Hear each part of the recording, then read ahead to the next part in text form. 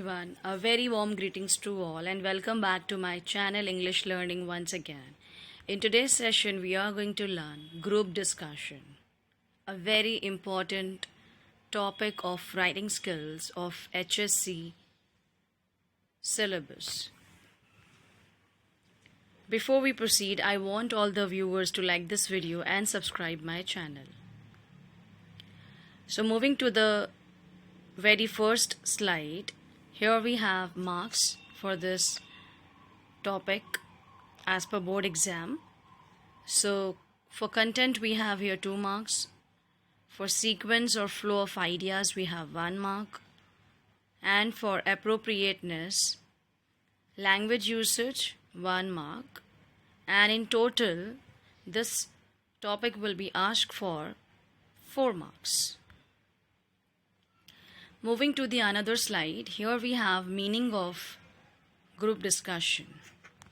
So the very first point is a group discussion is a formal discussion conducted on a topic among a group of 10 to 12 participants. The participants analyze the topic from their respective angles and present their views and opinions. The group is given a topic, they contemplate on it for a few minutes and then start discussions. The discussion is usually for 10 to 15. Experts listen to the members and evaluate them. So here this is the meaning which we have just gone through. And moving to the next slide, here we will be having some rules as per board format. So we have some set of rules here which we need to follow while writing, while attempting this topic, this question in board exam. So the very first rule is there should be 10 dialogues in all, 2 dialogues for each member including evaluator. First and second last dialogues will be fixed for evaluator, where he/she will introduce the topic and topic of discussion and ask for the conclusion. The other dialogues will be allotted to the other participants. The remaining 8 dialogues will be allotted to the other participants. The language used throughout the course should be polite. Now here we have few steps. As already I have mentioned that we have 10 dialogues. So each dialogue has been considered here as step. So there is first dialogue and step 1. What type of dialogue we need to write here? So the very first dialogue should be introduction and it should be spoken by the evaluator. The very first dialogue is fixed for the evaluator. He/she will introduce the topic of discussion and ask one of the participants to initiate the discussion.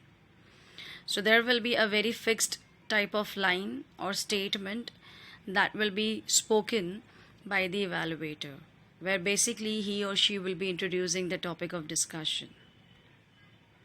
Now moving to the next step or dialogue 2, here we have expressing opinion.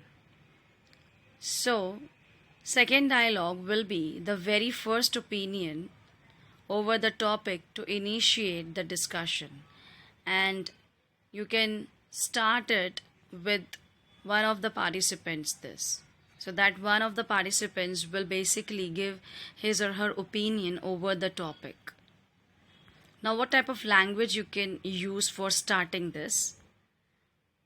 So we have very first line, first example, I believe. Second, could I make a point please?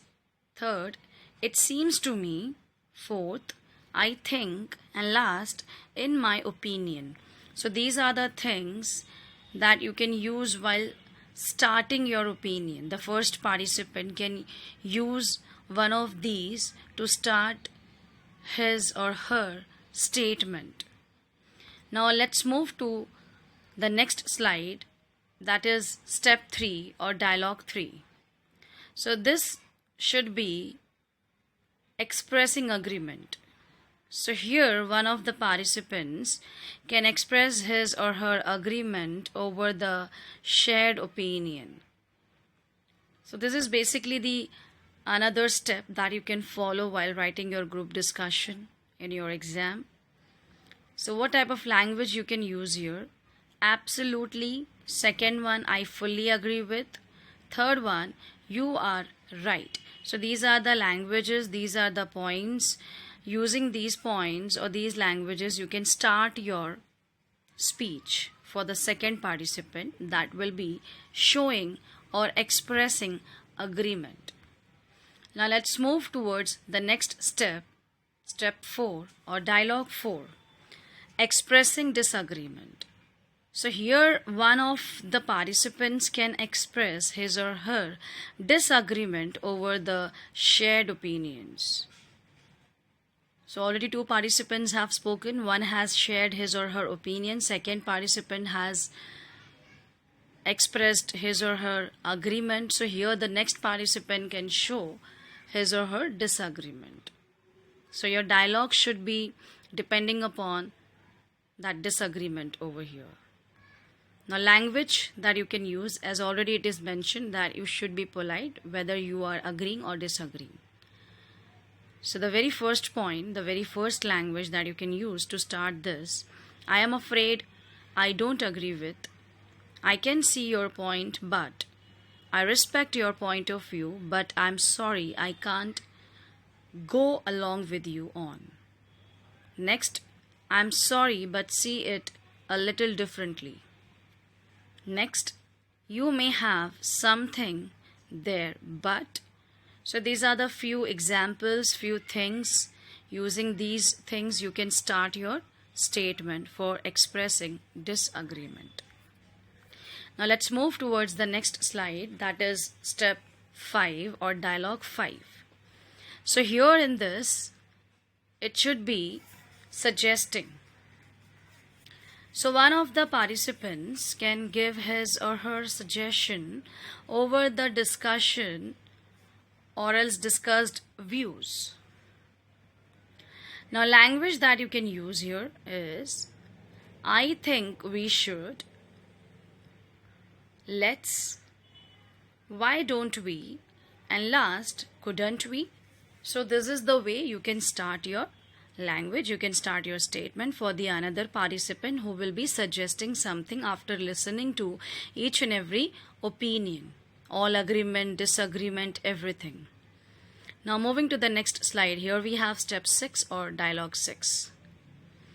So this should be fixed for asking for opinion. One of the participants can ask others to give their opinion over the discussed and decided things. So here basically you don't have to give opinion, you have to basically ask for opinion. So already everything has been discussed. One of the participants has suggested also. Now after listening everything, all opinion, agreement, disagreement and suggestion also, you can ask one of the members to give opinion over your views also. You can include your own view also while asking for opinion. So language that you can use here, what is your opinion on? I wonder, what do you think about? What do you feel about? I'd like to know your stand on. Now let's move towards the next slide, or here we have step 7 or dialogue 7. So this should be based upon interrupting. So here basically one of the participants can interrupt giving his or her opinion over discussed and decided things. So here one of the participants can interrupt either by showing agreement or disagreement. That interruption doesn't mean that you have to be negative. You can give positive interruption as well. Now language that you can use here, I'm sorry to interrupt, but excuse me, could I add something please? That's true.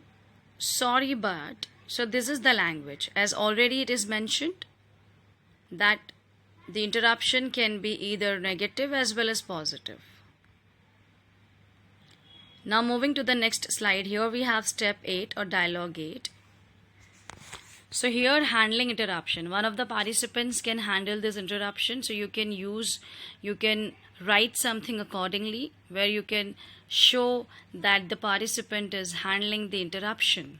So one of the participants can handle the interruption, giving solution over it. Now let's have a look on the language, what type of language you can use to start this statement. Just a moment, please. If you would just let me finish. Could I finish what I'm saying? Could you wait for a minute, please? So this is the language that you can use. Now moving to the next slide, that is step 9 or dialogue 9. So here that can be asking for conclusion. So as already it is mentioned that first dialogue and second last dialogue should be fixed for evaluator. So this is second last dialogue, ninth dialogue, and this is fixed for evaluator. So this is fixed for the evaluator. Here she will ask one of the participants to conclude the discussion. And now step 10 or dialogue 10, or the last step, that will be concluding. One of the participants can conclude the discussion giving his/her opinion, considering the discussed and decided things. Now the language that you can use here to summarize or conclude, let's run quickly through the main ideas before concluding the discussion. We can conclude by saying, and now finally, thank you for watching this video.